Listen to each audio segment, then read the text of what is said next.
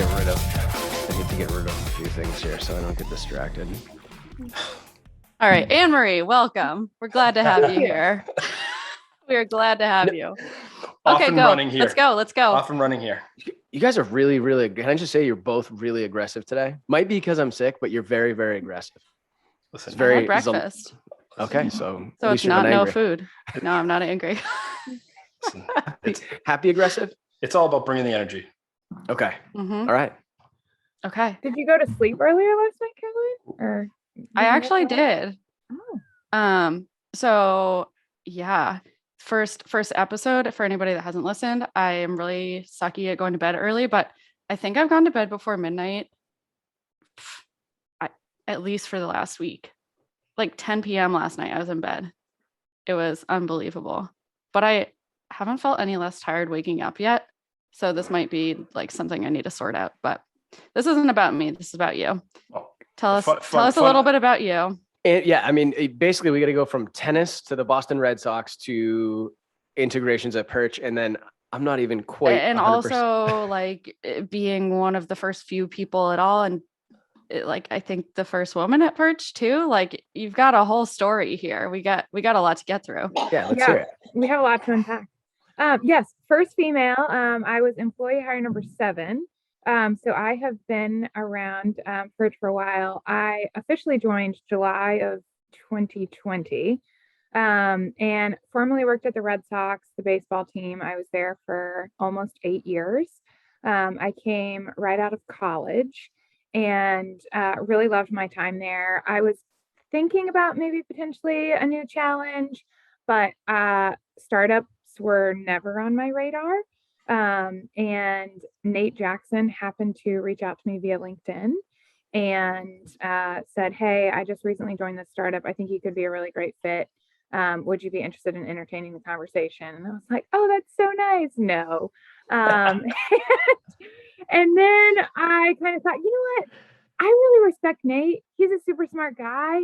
It seems like these other folks he's working with are very intelligent too. And maybe I should at least entertain this conversation. And so I entertained the conversation. That was on a Tuesday. And I was super excited by Nate's enthusiasm and just joy for what he was doing and where he thought the company was going.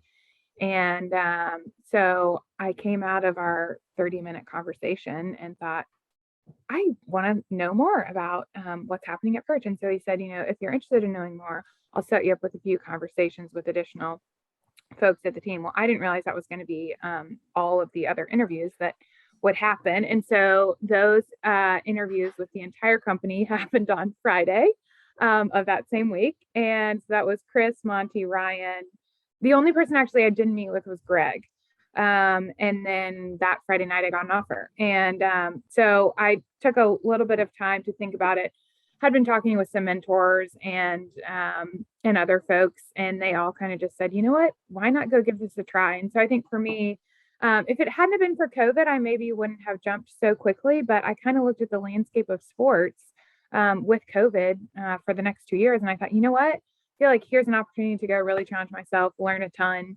And sports is going to be a little weird and dead and confusing, probably for the next 2 years. And so why not go try something new? So I did. I took a leap of faith, and Greg on the podcast said that when Chris interviewed him, he said this company will never be more than 30 employees. And that was the same message that I received.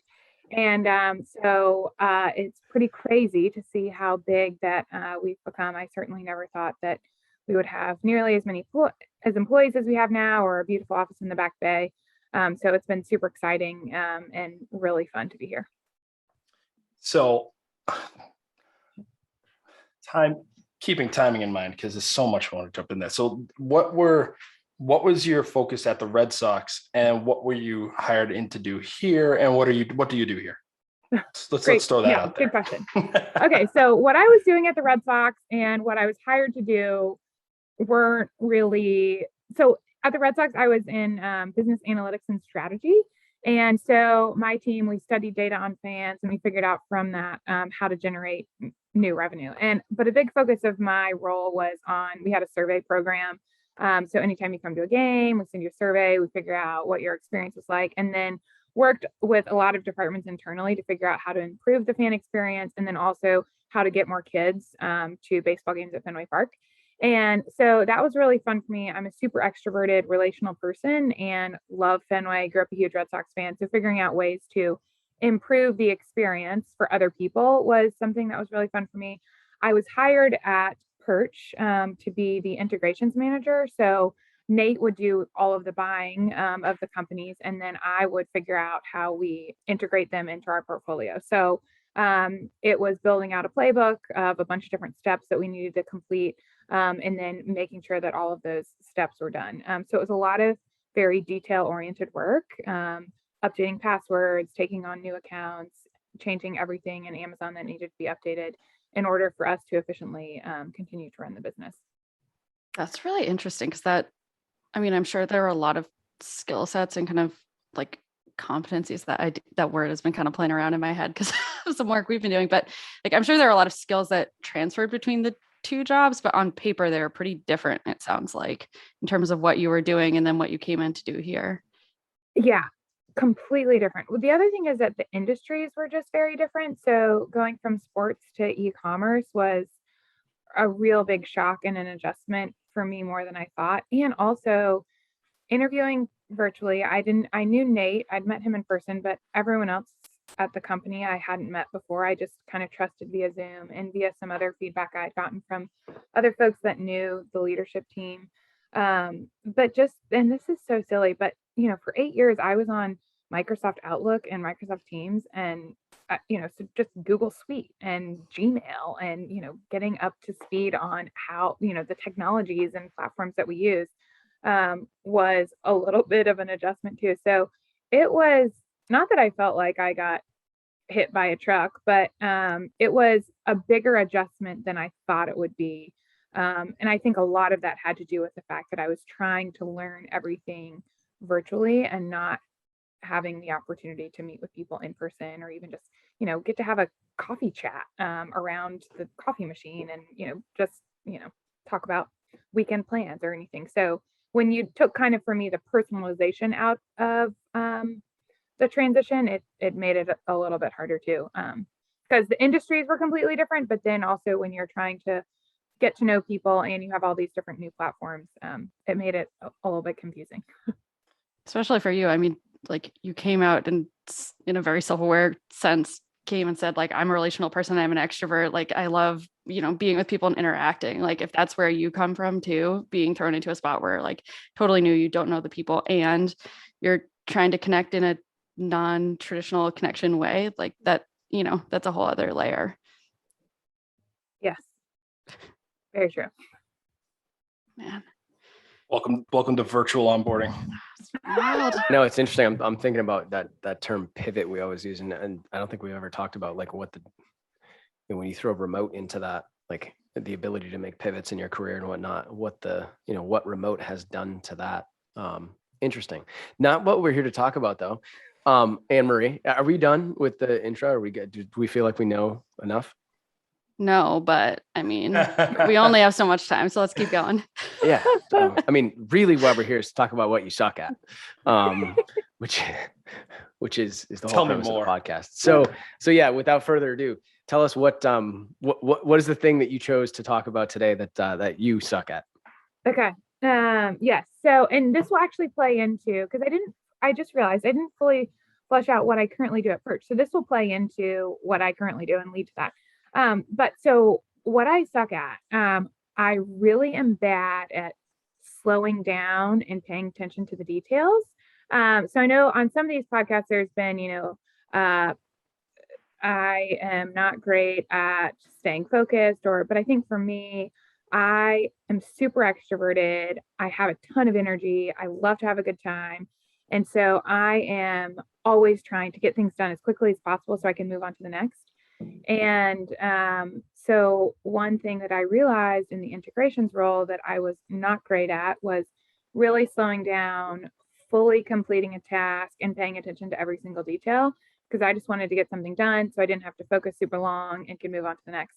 And so in realizing and I worked with a career coach and other mentors and whatnot to kind of recognize this about myself, that it's something I'm not good at. I realized that I didn't feel as if my kind of best strengths and best strengths were being utilized well at Perch. And so I got paired via a random donut chat with Jack Hardigan, who heads up our brick and mortar team. So specialized in getting a lot of our higher quality assets into physical retail stores. And this was never a focus for Perch. When I started, it was not going to be a focus for Perch. But I got paired with Jack, and I said, "Hi, I'm Anne Marie. What are you doing?" He's like, "Oh, I'm Jack. I'm here to head up the brick and mortar team." And I said, "We don't have a brick and mortar team." He said, "You're right. You didn't until about 2 weeks ago, but now you do. And so let me tell you about my role." And so I was just really inspired by what he was doing, and about the thought of interacting with other people to figure out how to physically get one of our products into their hands via shopping at retail brick and mortar stores. So I just started talking with him bi-weekly, and then ended up going to Ryan and expressing an interest in potentially moving roles. And so I am now in a role on our brick and mortar team that's really specialized on working with buyers and figuring out how to further scale our products in brick and mortar stores. Donut chat, changing lives. Yeah, Oh. right. It's You kinda never crazy. know what will happen I with those know. donut chats or what you'll learn. I love had the some donut fun chats. conversations, yeah. I love that. I know. Yeah. I know. I hate scheduling, but I actually love the chats. So. Yeah. Okay. So for non-Perch folks out there in viewer land, like donut chat is like the Perch tool that we use, just weekly scheduling, like to meet like with people you don't normally meet with, right? Informal donut chat, coffee chat, whatever. So attention to detail in your current role or in your current life. All right, okay. So let's dive back. Let's go back into that well that you're going to fill up water and come out of. Look at this horrible analogy. Oh boy, Brett. Okay. It's about time one of those came up. I'm not editing that out. So let's dive more back into the attention to detail, and like even like the current role, and like you identified this about yourself. So like maybe in the integrations role, like that's where it really kind of maybe came to a head. But like, how are you combating that? How are you using that as a strength now, or what's the toolkit you're using? Yeah, great. So I have learned that in order to combat this, I need to use project management tools and create to-do lists. And it's really helpful for me if I create job aids. So put together documents that outline each single step that needs to be completed in a project, so that way when I need to do the project again, I can just go back and I can look at the job aid and know it takes less of the concentration on the details, or it takes concentration on the details, makes it a little easier for me. But then another area that I've really tried to focus on is, instead of just saying yes right away, I ask a question. And so it forces me to slow down for a second and think about what I'm going to say yes to, and makes me pause before I just start going and doing a project. So those are some ways that I kind of combat my poor attention to detail and wanting to always move on to the next project. You mentioned. Oh, go ahead. I was going to say, you mentioned talking with a career coach. Are those tactics that you learned through those conversations, or where did you learn these little kind of tips and tricks from? Yeah, I would say, career coach. And then also, when Dan Tenner joined the integrations team, he was really good about helping me put together job aids and really utilize, we're big ClickUp proponents at Perch. So he established ClickUp for us. We had Monday.com, which is a project management tool that we'd utilized some before, but not a ton. And so he really not forced me, but encouraged me to use the platform. And I think it helped me realize how much using a project management tool and creating job aids can really improve my tendencies to want to move fast and not pay attention to detail. This is bad news. I saw Justin writing down a note. This was about like 5 months ago. He sent this link to ClickUp to all of us. And was like, hey guys, look at this great thing. Like I made this profile for all of us. We're going to try this tool. And then it kind of like snuck away back into the background. And I'm just like watching the wheels turning as you're talking about now this. that I Like know this we is have going an to account here. resurface now. This is shouldn't have asked that question. I'm surprised that you caught that. And that is exactly what I Yeah, wrote you were writing down. that. Yeah, no way. All right. Well, I'm yeah. glad you told us, but this is going to lead to some future conversations, I'm sure. Yeah, it's not too hard. I will say, so it's really satisfying in that you can add in a task that needs to be done, and then you get to do this cool button that you click. It's like in progress, and then you get to kind of update your progress, and then you get to also, you know, when it's done, it just goes away. And so it's a little bit satisfying to, yeah, Get rid of it. you know, probably saved there somewhere, but it's kind of satisfying to, you know, be able to check something off and not have it on your list anymore. I don't even need to sell it anymore to the team. There we go. Thank you. We're done. I think the thing that resonates the most with me there is not so much the details, but the speed at which, I don't know, and especially in recruiting, like we're very transactional, and you've got to be kind of consistently moving and have forward momentum. And I always miss the details when I'm moving too fast. It's like just one of those, it's kind of but I think that having, I don't know, for me, like having little sayings about slowing down, just that I say to myself, like is a pretty good, over the years, I've kind of picked up on those things. And I think as a team, we kind of remind each other too, when we're moving, but I like the question up front versus just go. Cause I definitely just go a lot too. What sorts of questions would you ask people? Is it based on what they're talking about specifically, or do you have like certain open-ended questions that you kind of lean on? Yeah, I think it's more so what they're talking about specifically. But yeah. Do you have like in that question, is it, so it's going to be specific to whatever the topic of conversation is, but do you have a gauge in terms of like I'm almost using that question as a barometer in terms of like digging into first, second, third order details that like where you're saying, okay, I now feel like I have enough to move forward without, you know, I'm not going too fast at this point, or is it just case by case? Yeah, I think it's case by case. Going back actually to Caroline's question, if there's something immediately that doesn't stick out, if there's trying to think just a little bit more strategically. So, you know, what is this ask going to lead to, or what are you trying to figure out here? Stepping back and trying to look at the bigger picture. If nothing specifically points out to me in terms of an immediate question that I can ask, I'm just trying to get a better sense of like why is this project being completed, or what's the goal? It's the infamous why. Yeah, you can't connect it. That's it. It's those qualifiers. I mean, I'm like Justin. I feel like I need a poster that says "slow down," something like right in front of me on the wall sometimes. But like, it's very easy to like, especially in a startup or just in kind of like recruiting, or even in your role, like there's a lot going on and a lot of movement, and there's some time sensitive stuff's going on, and like it's easy to get really engulfed in that. Mm-hmm. I think the why is a great, that like if you can't answer the why, don't jump is just kind of a really good rule of thumb, but it's also, I think, what will slow you down to a place of making sure that you're moving in the right direction to get wherever you or the business needs to go. Well, at that point, it's kind of, it's about the details of, you know, making sure you're being intentional about how you're doing the thing, but it's also, is this the right thing to be doing too? Right. Because, you know, as you've all alluded to, there's a million things going on. So if you don't know the why behind why you're doing it, then it's probably not the most important thing to be rushing onto yet. Mm-hmm. Caroline's phenomenal at this, by the way. She is. Yeah, she's got knowledge for us. Wow. We're learning from her. Yeah. Oh boy. I don't know. Yep. I'm enthusiastic, aggressive, knowledgeable today. Who knew? More coffee.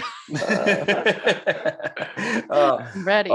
I'm thinking back, attention to detail, and I'm just like, I just got done painting like my downstairs bathroom, and like I'm the worst attention to detail. I want to get that crap over with as soon as possible, and like after 2 days, it's just like patchy and spots everywhere. I'm just like, God, just fucking slow down again, Brett. Like, figure it out. Like, you're supposed to like really, really put some time and put 2 coats on, but like, I just don't want to do it. And like, get through it. And it's like, we always, even like the jobs, like we always remember times we get bit because we didn't slow down, right? And we're just like, I knew it. I knew it. And God, I gotta get better at that every day. Hopefully you're better at that than me. It's the done but not done well, right? So the painting project gets done, but it's not done well. So that's another focus for me, has been done and done well, not just done. That's, how do you balance that though? Because I feel like a lot of times in business context, you hear people say the opposite of like, it doesn't have to be done perfectly. It just has to be done good enough. That's not always the case, but a lot of times people are like stuck on this sense of perfection, and it's like, okay, just get the thing out and then we'll make it better over time. So how do you like reach that balance point to yourself of like, it needs to be done well, but we got to keep things moving too. Yeah, that's a good question. So I think I try to I think that the asking the questions is good because it helps you prioritize a little bit of what are the priorities. And so I think, right, like nothing's ever going to be perfect, and you can't, especially in our world, can't spend tons of time overanalyzing. And coming from an analytics background, I tend to do that, and that's just kind of my personality. I always overanalyze, but so I think it's when you start to ask the questions, you realize what are the priorities, and it helps you kind of figure out, what are the things that maybe can be not completed perfectly, and what are the must-haves to move forward. Brett, there's a lot of like connection to strategic thinking and prioritize and execute and elevating in terms of where you're sitting. And I don't know if you're picking up on this stuff, but I'm hearing alarm bells are going off. Yeah, I'm hearing it. These are lots of things Brett and I used to talk about. Caroline's heard them too in different context. Oh man. All right. I want to know what's the most recent interesting project that you had to accomplish here, and like talk about the qualifiers. Give us the real world examples of asking the qualifying questions to get something done that was directly impacting here at Perch. I want to hear a war story. Not to put you on the spot or anything. Wow, that was a loaded question, Brett. Whoa, I know. And we want it to be done Yes. well, so it's going to be that example. Done well. Perfect. Okay. So recently we got a test pilot into CVS for our TruRemedy products. And I was really hoping this is what you were going to talk about. Okay. Yeah. Keep going. So we are in 11 stores. We're going to be in 11 stores. And so Jack and Suzanne worked to seal the deal on this. So it's very exciting for us.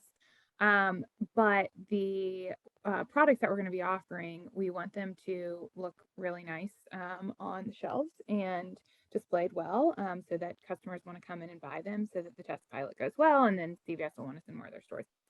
So we currently don't really have a display set up well for these products, but Suzanne came up with a great idea of, hey, let's go to the Container Store and see what they have, or send someone to the Container Store, see what they have. So I had to go to the Container Store to shop around and figure out what display we are going to use for these TruRemedy products. So I would say from the beginning of this project, I just, had gotten an email that was, Anne Marie needs to go to the Container Store. And like, okay, great. So I was ready to hop in my car and just drive there. But then I realized, okay, wait, I need to know what the dimensions of the product are, how it's going to be displayed, what are, current pictures of CVS products that are in the stores. So I gathered a lot of this information, talked with Jack a little bit more about kind of what the vision was, and why it was really important that we have a specific nice looking display. And then I went on my way. So I think an old me would have, and there was still, I had the dimensions of the products. It would have been better if I had actually gone and picked up the physical products. But before, what I would have just done is said yes and driven out there as quickly as possible, and gotten there and not known what to do. And instead I tried to have conversations, asked questions specifically to Jack, and showed up at the Container Store with a better sense of, what needed to be done, and what we needed in order to really make these products pop in the stores, in the CVSs that we'll be in. Coming to a CVS near you soon. TruRemedy. Yeah, Perch, wait, are we Anne allowed Marie. to ask or answer? Do we even know, like, are they going to be in CVS stores around Boston? What? Yeah. I'm It's kind of so- imagining like this Willy Wonka golden ticket. Like I got to go to all the CVSs to go hunting for this thing and be like, this is the box Anne Marie made. I'm excited. Like I got to do it. So we are not, it hasn't been confirmed all of these specific locations. I think a good chunk of them are going to be in Rhode Island. It's okay. Brooke can So- get them. Mhm. All right. Good. Yeah, Brooke and our team lives in Rhode Island, and CVS is headquartered in Rhode Island too. That makes sense. All right. Well, let's keep that a secret a little bit, so everyone can just go out to CVS and look for it and hound CVS because we want this product. So, yeah, we can do that. Well, it was interesting. So, and this is the part about my job that I really enjoy now. So one of the products that we have TruRemedy that's in store, also Baby Merlin, which is currently in Target. And so I remember when I switched roles, a lot of my focus is on Baby Merlin. But my mom had come to visit and we went to a Target and I said, hey mom, let's go over to the baby section. And we went over to the baby section and sure enough, there was a sleep suit and there was a customer that was standing there holding the sleep suit. And she said, do you know anything about this product? And I was like, yes.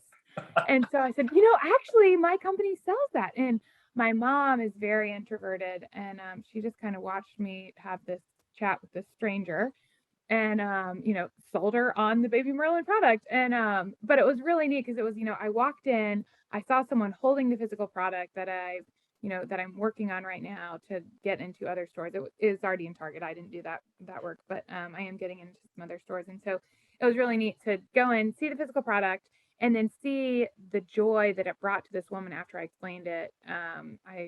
Hopefully it's helping her baby, but so it was neat to kind of see the fruits of my labor, and to think about the joy that product will hopefully continue to bring her as she raises the little one. But anyway, Live in the real world, in real action. Shout out Kelly Burton. Yeah. shout out Kelly. Yeah. Okay. I feel like I need to just like stroll through that section of Target every time I go now, just to see like maybe somebody's going to be there, just making their decision, Same. I'm a frequent flyer at Target. Like Wait to see Cal's picture on the display case. Yeah, maybe we'll see. Ooh. We got to talk. Yep. I'll talk to Anne Marie about that offline.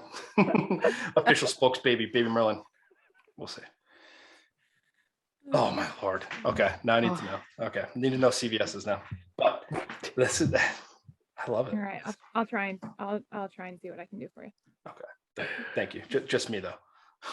Okay. I don't know. I was talking about this TruRemedy soap for a while. Like, a few months Caroline back, has yeah. been. She has been. I was like, yeah. guys, look at this soap. It's pretty cool. I was a trendsetter. What can I say? Obviously, among many things, Caroline. Thanks, Brad. Thanks. Yeah. Thanks. Caroline, what's been your favorite product of Perch's that you've tried? Oh, that's a good question. Can I tell you one that I really, really want to get? Because I have been thinking about this one for a while and I'm like, finally, I told myself I had to wait till the holidays. I don't know why, but it just seemed like a fun thing to like buy myself a present, is the bands, the exercise bands. I really want to get those because I realize I have really bad form with my knees going in when I'm squatting. And so I really want to get those to work on my form a little bit. So that's what I would like. Yeah. Yeah. Brett, is that the product that you're thinking about buying too? Yeah, my form is terrible as well. Yeah. I had my eye on the candy cane walkway lights for decoration. Oh my goodness. Did you really? For holiday decorations. I awesome. think I might do that. That was great. The first around thing your that caught camper. my eye. Yeah, maybe. Do a holiday podcast at Brett's camper. Yeah, my neighbors already hate me, so I just want to just light it up. Just Griswold style, and those things would be they're perfect for it. Is what I want. I know Justin's a beard oil guy, right? Yeah. Beard ionic beard straightener. I haven't used that yet.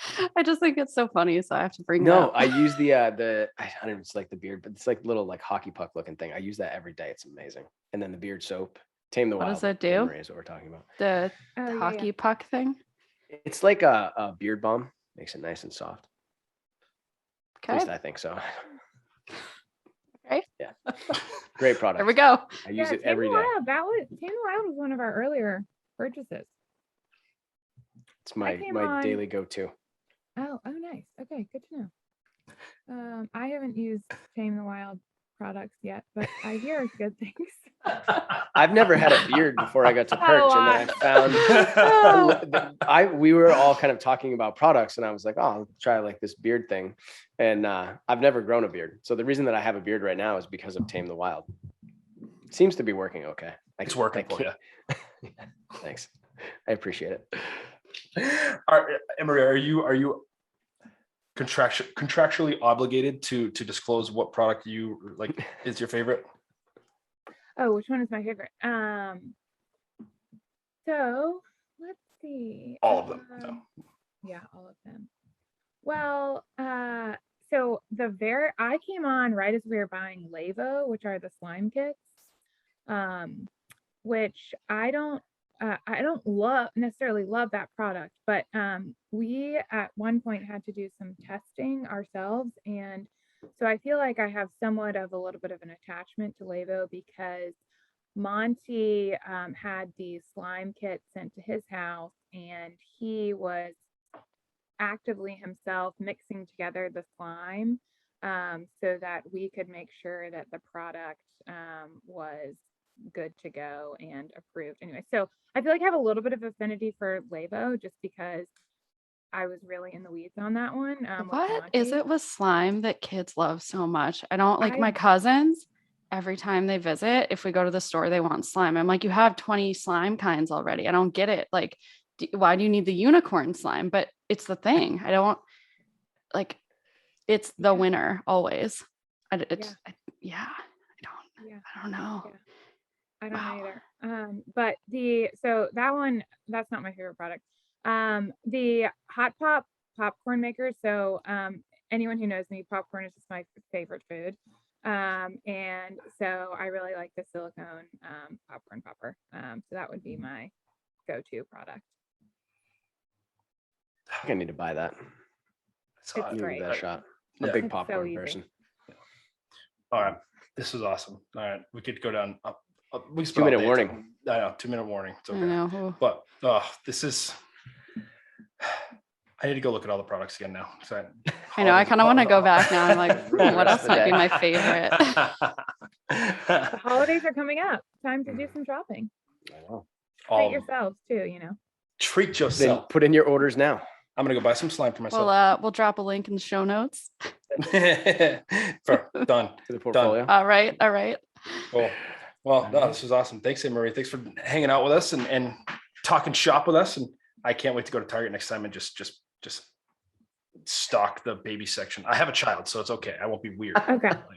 That was a weird comment, Brett. Take that one back. Very not editing it. It's okay. Okay. All right. No, this is super cool. And it like a perspective of someone that's been here for this long. It's like, and the journey you've had here is super cool to hear. Yeah. It's Well, very thanks. It's been fun. And I appreciate you guys having me on here. It's been a blast. I'm also grateful that you all have chosen to join Perch. It's really exciting to meet new fun people and you are very talented. So thanks for joining the team. Air high fives. Yeah. Yeah. Oh yeah. Thank you, Anne Marie. Keep paying attention to those Thank you. details. Right.